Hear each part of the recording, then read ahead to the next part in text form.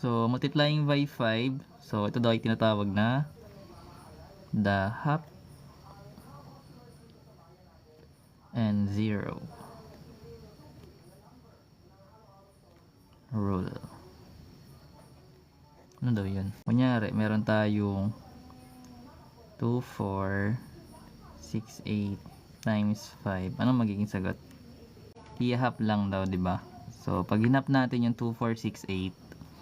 So, mentally, kaya natin i-divide yung by 2. So, yung 2 divide to magiging 1. Yung 4 divide to magiging 2. Yung 6 divide to magiging 3.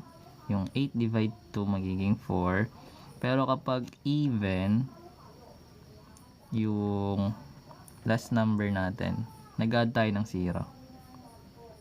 So, which means, pag multiply natin yung 2,468 times 5, that is 12,340.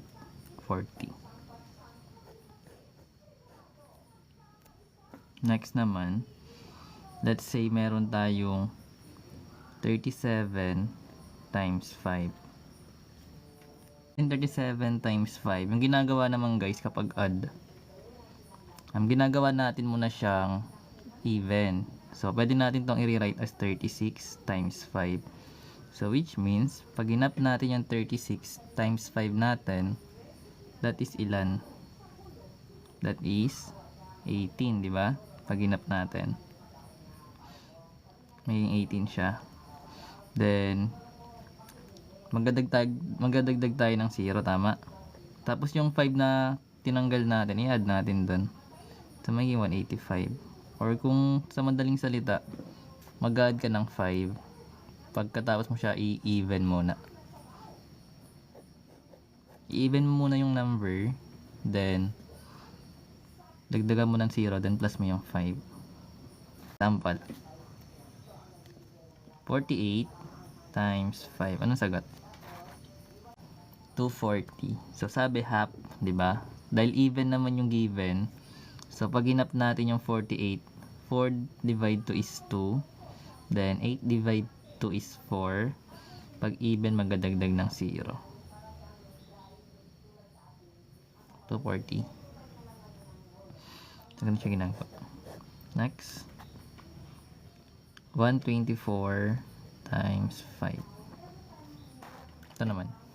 So, 12 divide 2, that is 6. Tama? Then, 4 divide 2 is 2. Dagdag lang tayo ng 0. Kasi even pa rin yung last number natin. Next. 32 times 5. 160. So, basically guys, kung meron 32 times 5, so, pag hinati natin yung 32, or dinivide natin by 2, 3 divide 2 is 1. Mag-carry tayo dito ng 1. Then, 12 divide 2 is 6. Then, dagdag lang ng 0 kasi even. So, yes po. 17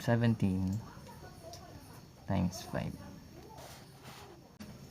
So, meron tayo guys given 70 times 5. Diba sabi natin, kapag add, gawin mo siyang even.